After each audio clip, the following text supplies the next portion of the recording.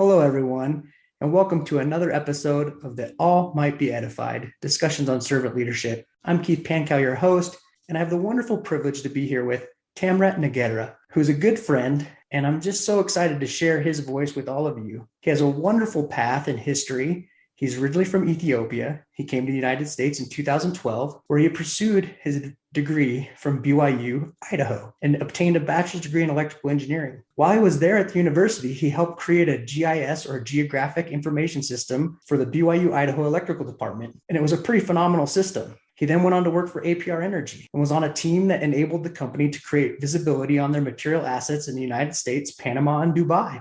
In 2016, he moved over to working at Solar Turbines, a Caterpillar company, as a field service engineer. Their office covers the 8 southern states from Texas all the way to North Carolina. As a field engineer, he travels around to commission, upgrade, and maintain industrial gas turbines, generators, and compressors for hospitals, universities, offshore oil rigs, natural gas transmission pipelines, chemical plants, and waste treatment plants. He speaks 4 languages, and in his part-time, he volunteers for the Church of Jesus Christ of Latter-day Saints to translate the church documents from English to Amharic. And you'll have to correct me if I messed up that pronunciation. But as a translator and interpreter, he works on translating the semi-annual general conferences from English into Amharic. And he also was one of the ecclesiastical reviewers of the triple combination translation to the Amharic language before it was published. When he was a young man, he volunteered to serve a mission, and he was called to serve in the Kenya-Nairobi mission between 2010 to 2012 that covered Kenya and Tanzania. He has had many volunteer church leadership responsibilities in Ethiopia and throughout the United States.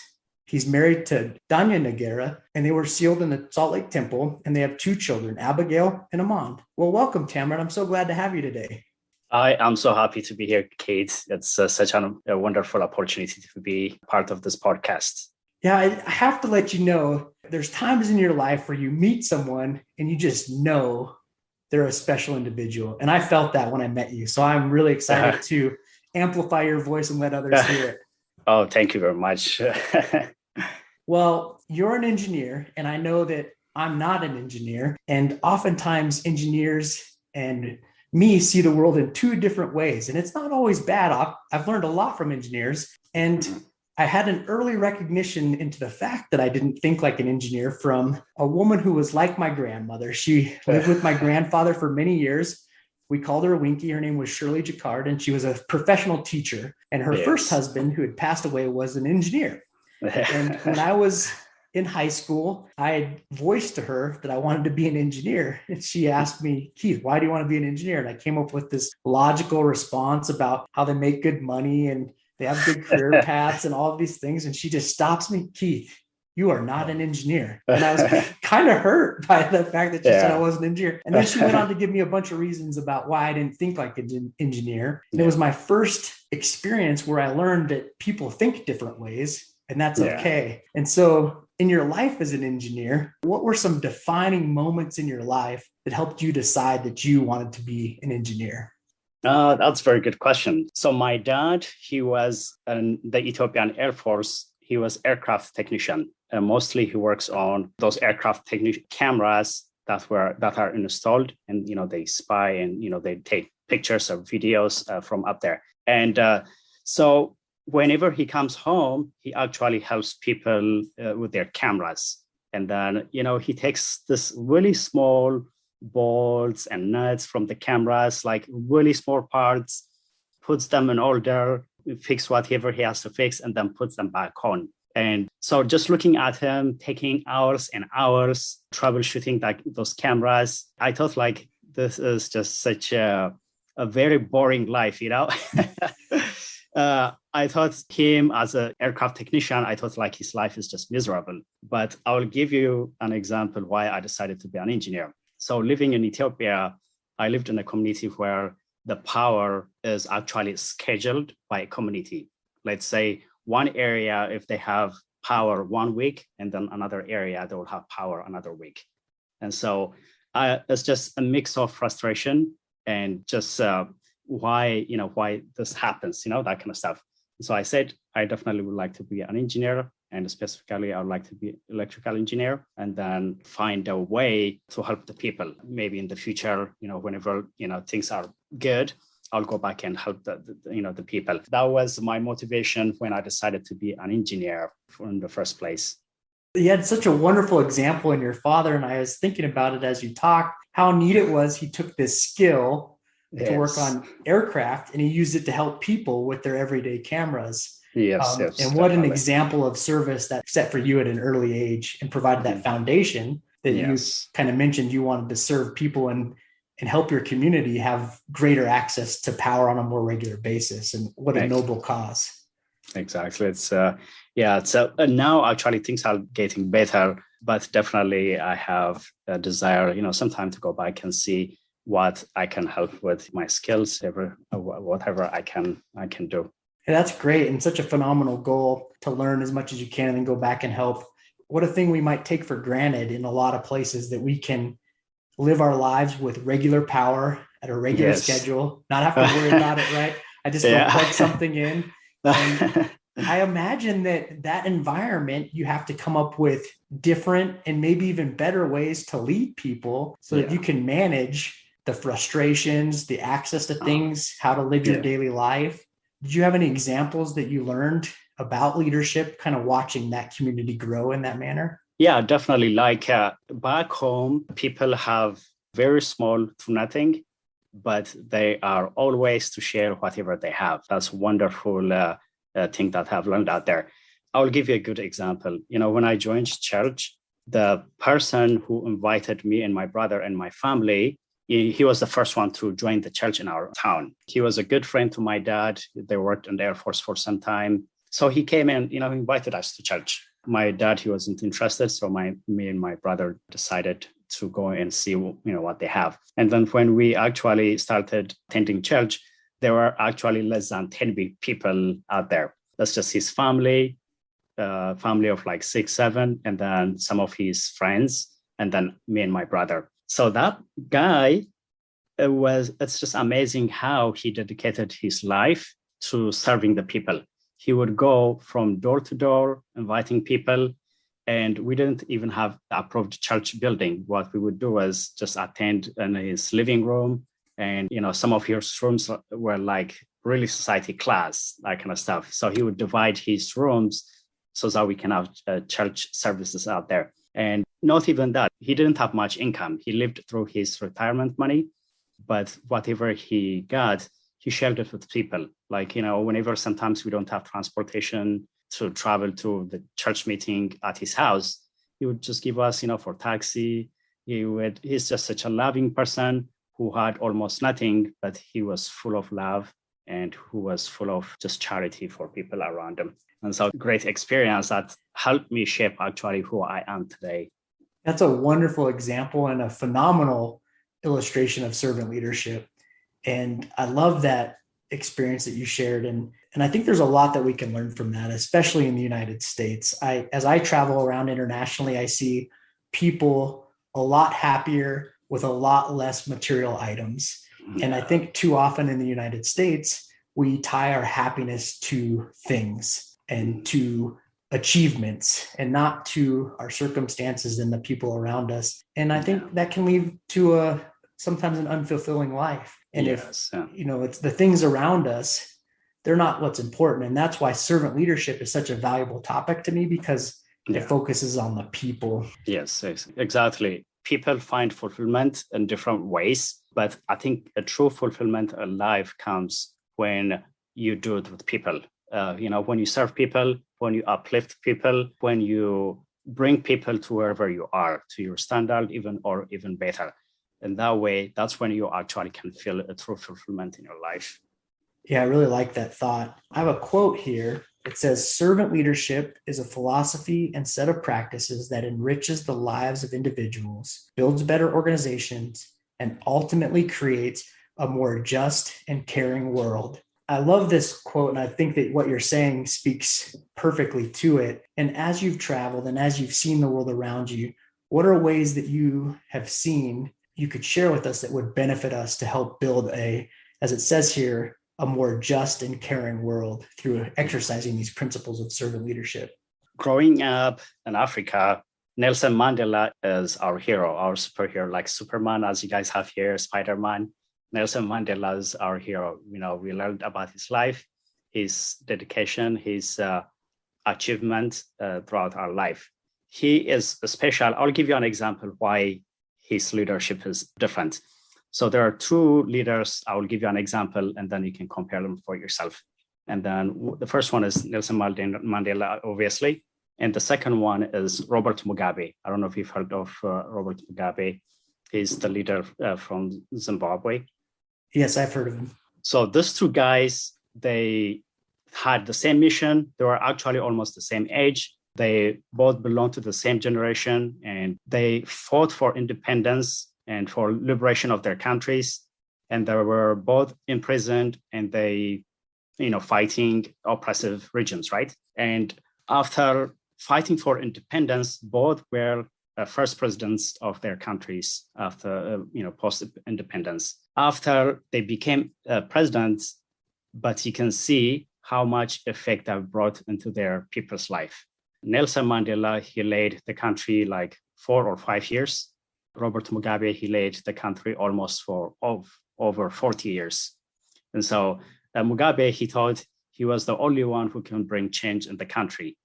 And mostly he worked for himself. He worked for his family. Even just before he was forced to leave his power, he wanted to assign his wife as president before he left, But for Nelson Mandela, what he did was whenever the new president was elected, he peacefully left the power. And also he laid a foundation where all people can reconcile and live together.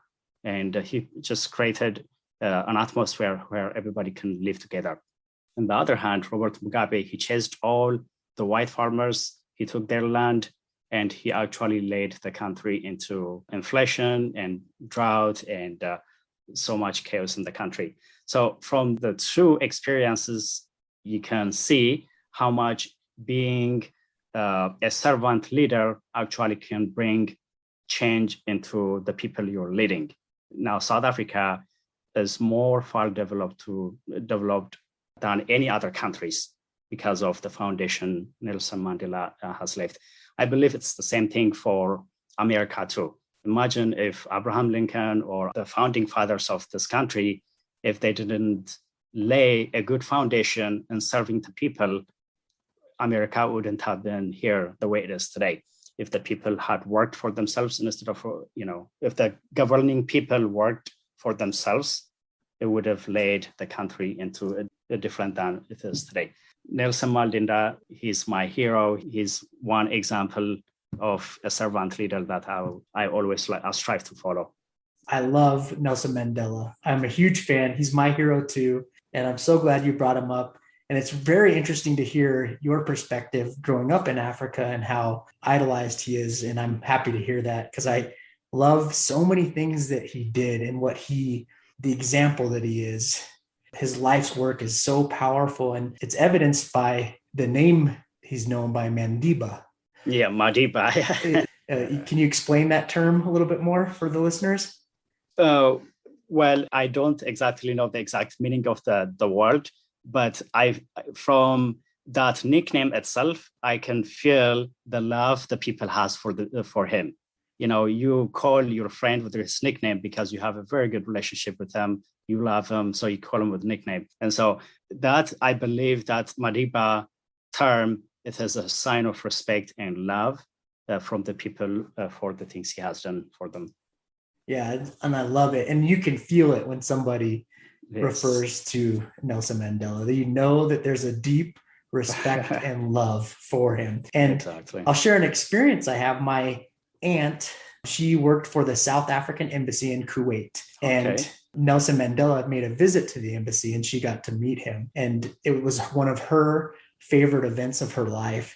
When the staff heard he was coming, and I can appreciate this as a military person, because usually when a dignitary or a VIP comes, it's very stressful because you have to make everything look nice. You have to prepare everything. You have to make sure everything presents everything well. And it's extremely stressful for these events. But her explanation of President Mandela coming to Kuwait was it was a time of excitement because they all wanted to meet Nelson Mandela. And that's the type of leader that I think we can aspire to be like. And So, in that comparison that you gave was so appropriate because it shows us that anybody can take a set of circumstances and can put these principles to take care of people into play. yes. And we can see the results are positive. Exactly. That's the thing. Like, Zimbabwe, that's where Mugabe was leading. Actually, it used to be one of very richest countries. Like, as far as farming, they would have had such a big farm that they could supply the rest of the world. But, because of bad leadership and because the leader just worked for himself instead of for the people, just everything turned upside down and just resulted in a bad situation out there. And that's unfortunate. And I think there's times when in any of our organizations, we may get people like Robert Mugabe, right? Yes. And we may get these people that are self-serving or they don't aspire to servant leadership, or maybe they start out as servant leaders, but then they get a little bit of power and they try to rein it all in and they don't empower the people around them. And so how do we recognize people that might be leading our organizations astray? And then what do we do about it to help build and foster greater servant leadership? That's a very good question. It's so the kind of leadership you have that actually translates to the result of your team. And if your team is happy, if they are productive, if their results is more than expected, that's definitely from a good leadership. But if your team is discontent, there's no harmony in between your teams, definitely you can see how that affects the organization, the total organization. Yeah, I totally agree. And there's a quote here that says, previous research has shown a positive relationship between servant leadership and organizational performances. The servant leader's propensity to empower employees typically triggers a process of reciprocal exchange where employees deliver extra effort to increase performance. Mm-hmm. And I know that to be true for me, right? When I know someone cares about me, when they're looking out for my best interests, I'm going to work harder. I'm going to try harder. Exactly. And so how do you show your team that you care to help them then reciprocate and give you a better effort? That's a good question. So I was assigned to be a young man president when I was 17, 18 years old. And it taught me a lot because if you present yourself as a leader or as a boss, no one definitely doesn't want to do or be motivated to do things what you would like to do, you wanted to achieve. But if you're a friend to the rest of the team, and if you count yourself as one of them, definitely everybody will be happy. So as a young man president, we had a duty to God project to do, right? So I decided to be part of the young men and do every activity with them. Like if it was swimming practice, we would go as a group and then ask one of the good swimmer to teach everybody to swim. And if another one is good in hiking, we would ask him to, share his knowledge, and then we would go and then do the hiking. If another person has, some skills in running is big back home. So almost everybody runs. So we would go and do that running activity as a team. So one thing to do is you don't have to be the only source of knowledge and direction in your team. You can delegate, and then you can distribute that power you have, and then let everybody contribute, and then be part of the change. And so one good experience that I had was all of us, we did the projects, including me, and then actually some of the young men were able to achieve the first Duty to God medals in Ethiopia. Like the first awarded Duty to God was through the projects that we did. So it was a good opportunity for us. Yeah, and thanks for that. And just some clarification for all the listeners out there. A young men's president in the Church of Jesus Christ of Latter-day Saints is somewhat like a youth pastor. They're responsible for the young men ages 12 to 18, and they provide them leadership and mentorship. And one of the programs that was used over time was this Duty to God program that Tamrat was talking about. And it was a very difficult program that oftentimes was hard to achieve. So it's A couple of things that Tamrat said that I wanted to emphasize the programs because it's remarkable. Absolutely remarkable. You were in charge of these young men at 17 to 18 years old, and what a testament to your leadership. And I love how you said that you kind of brought them into the fold and you didn't just act like a leader. You needed to solidify yourself in your relationship so they would respond to you as a leader. Yes. And I think that you provided a great example of that. And what a remarkable experience to be part of these young men achieving something so monumental in your country. You continue to be quite involved with Ethiopia and I think Kenya to some degree. And that's remarkable in and of itself. I had a quote that I kind of wanted to talk about because I think this exemplifies you. A servant leader focuses primarily on the growth and well-being of the people and the communities to which they belong. Now, I've seen evidence of this in my relationship with you in Louisiana, that you are definitely involved and you care for our community. But I've also witnessed that you continue to care for your communities back in Africa. Yes. And can you talk about some of the ways that you do that and you stay connected to your communities? Yes, definitely. So I speak 4 languages, English, obviously, and Amharic and Oromic. Amharic and Oromic are mainly the 2 biggest languages in Ethiopia. And then when I went to Kenya, I got the chance to learn Swahili. And then when I came to the States, I had an opportunity to be part of a team who translates spiritual publications from English to Amharic. So in my part-time, I would volunteer in translating those spiritual publications and conference talks and videos and audios to my people so that they can enjoy, the good message that we listen and enjoy out here. Yeah, and I think it's powerful to have an opportunity to hear that in your own language.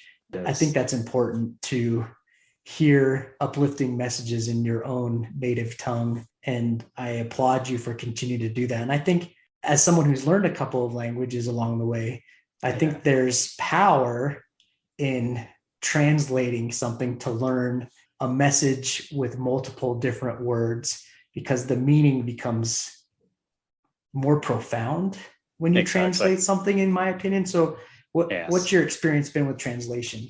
You actually learn, I learn a lot when I translate. Like, for example, some of the words in Amharic, they have more meaning, as you said, they have more profound meaning than the English itself.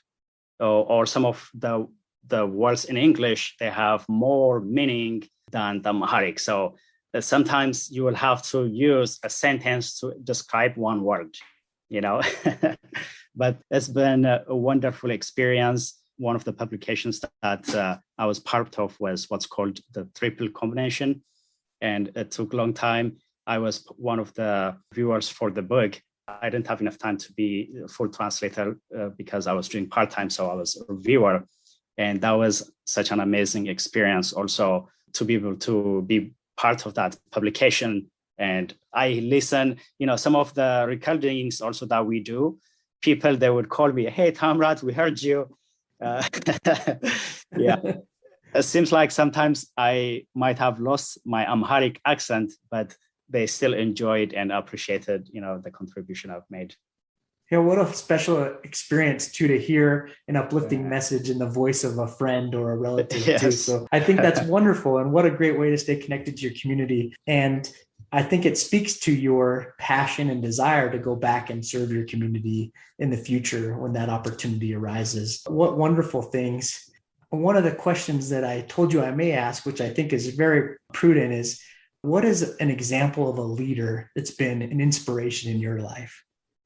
I will share with you one of my favorite stories from a book is actually King Benjamin in the Book of Mormon. It's a kind of a leader that you wouldn't expect. He was a king, and instead of being like just a normal king, he left being king, and then he was just part of the community who served the people, who taught the people.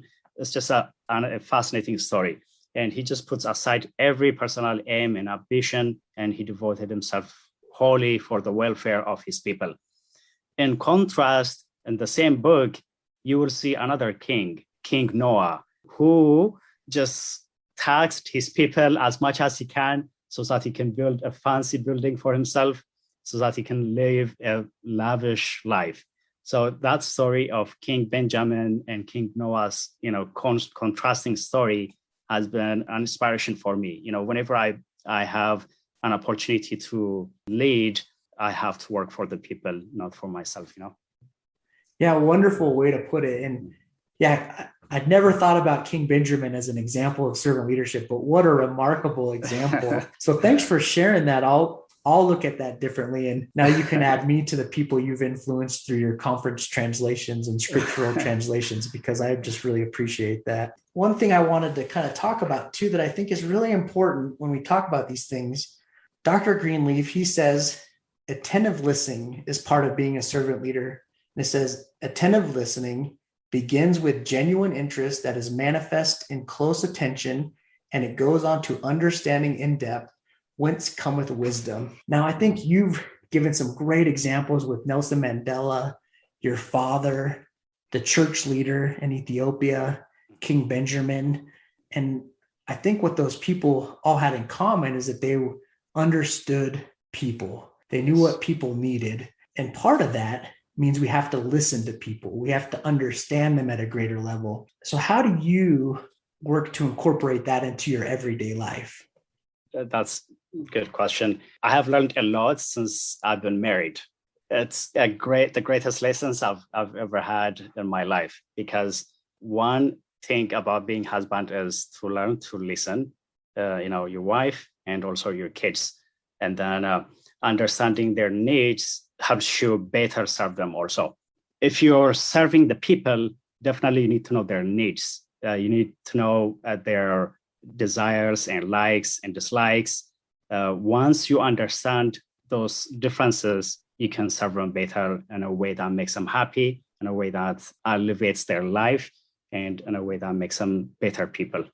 Yeah, that's wonderful. What a great way to tie marriage into learning as well. I think there's some great lessons in listening, especially for many of us male figures. We sometimes lack natural listening capacity, and we have to learn it with extra effort, I think. And so it can be good to learn those skills so we can put them into practice in a broader application, as you mentioned. One thing that I continue to notice when people talk is that a true servant leader doesn't just let people struggle, doesn't let people struggle in a way that pulls the organization down, pulls them down, pulls others down. And sometimes that requires hard decisions. Sometimes that requires hard conversations to help people understand that maybe a certain organization or certain choices aren't the best fit for becoming the best version of themselves. And so how do you approach somebody who might be bringing negative energy to a team to either help them integrate into the fold or to help them recognize they need to move in a different direction? You've said it right. People, they be part of something, and then definitely that organization that they are in is not something that brings out the best in them. I'll give you a good example here. Like the work I do, it's a lot of hands-on, it's a lot of technical, and it's a lot of troubleshooting job. Lots of people, they would come in, they think it's just easy job, but after going out for one or two jobs, they understand how much it is a lot of work, because you will be called, you go out to the field, and customer is losing thousands and thousands of money because production has stopped. And some people, they just can't withstand the stress that comes with this job. And so what I've seen some good leaders, they would do is actually they say, hey, we can help you train. And, they give them an opportunity to train.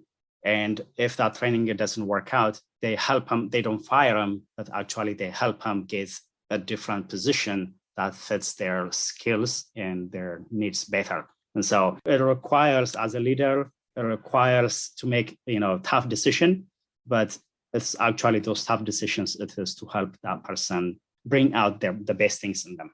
Yeah, and I think you hinted at some, kind of going back to the listening conversation, you hinted that they pulled them aside and they kind of worked out what the actual problem was. And that takes some questioning and listening. getting to know people. And that can be challenging at times, but it's so important for those of us that aspire to be servant leaders to get to know people around us so that we can recognize what they need, who they are, what will help them become the best version of themselves, and what will help our organizations grow in that positive direction. And oftentimes, going back to those earlier points, when we show them what we care, when we show them that we're interested in them, they'll reciprocate by doing their best. And if we know they're doing their best and it's just not working out, that's when we can recognize this is someone I want to help be in a right spot because they do good things, they do hard work.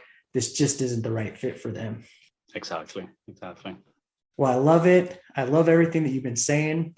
Now, you've got a depth of experience that many people don't have an opportunity to have, learning multiple cultures, traveling to different countries, and living in different countries, which is very different than traveling to different countries. And now, what advice do you have for all of those listeners out there that are aspiring to be better servants based on this depth of experience you have? I would say understand people that people are different and they have different potentials wherever they are and whoever they are. And so understanding their potentials and understanding their strength and weakness helps you better serve the people you have under you. And sometimes also as a servant leader, you will have to be humble. You will have to be humble. You just have to get rid of the pride you have and then be able to serve the people. It just requires doing things a little bit differently also. You might be in an organization that focuses on products and success and shareholders' profit instead of the people. So it requires merging the two, serving the people you have under you and also guarding the benefits of the company also. You can serve the people, under you, and also you can fulfill the goals and the ambitions of your company as well. So it just requires a little bit of being unselfish when it comes to being a selfless leader. Just requires a little bit of work, but I promise everybody being a servant leader is the most accomplishing thing that we can do. Thanks so much for those comments. And I'm going to use one of the phrases you said and a couple of the lessons that you taught us to offer this week's challenge. You said a servant leader needs to be humble. And my challenge this week is to take a step back and evaluate your own leadership. Now, we were given some contrasting examples with President Mandela and President Mugabe, with King Benjamin and King Noah, and what it was like to be a really great servant leader and what it was like to be the complete opposite. Yes. And oftentimes we fall somewhere in the middle. We're not the great example and we're not the worst example. Yeah. So take some time to be humble and figure out where on that spectrum you fall. Because as Tamrat so eloquently said, you can work for a company that doesn't aspire servant leadership values, but you can still find a way to focus on people within any organization. Nice. If you know where you sit on that spectrum. So that's my challenge this week. Now, Tamrat, any final comments before we wrap up today? So we can all be leaders. There's some people, they think, being a leader is like a gift. It could be a gift, for some people it comes as natural, but for some people also it is something that we have to practice. We have to go out there, we have to practice, just do a little bit of diligence, and we can be great leaders. We don't have to be afraid to be leaders. I'm afraid to be a leader, to go out there, in front of people, that kind of stuff. But you don't have to have the whole package to be a leader. You just have to influence as much as possible with the potential and the skill you have. Thanks so much, and so beautifully said. And for those of you that don't know Tamrat, even though he says he doesn't naturally like to be a leader, he is a powerful example, a powerful leader through his actions. And so I couldn't think of a better person to represent those words. So thanks so much for joining us, Tamrat. I'm glad to have you. I'm glad to know you. And I'm glad that people could hear who you are and a little bit more about you. Thank you very much, Keith, for the opportunity. And I had fun. And this wonderful platform that you're providing for people. Well, thanks so much. And thanks everyone for listening. Please share the podcast with those that you might think will benefit from it. Rate it and review it and subscribe. That helps other people find it. And thanks again for joining us on another episode of That All Might Be Edified, discussions on servant leadership. Have a wonderful day.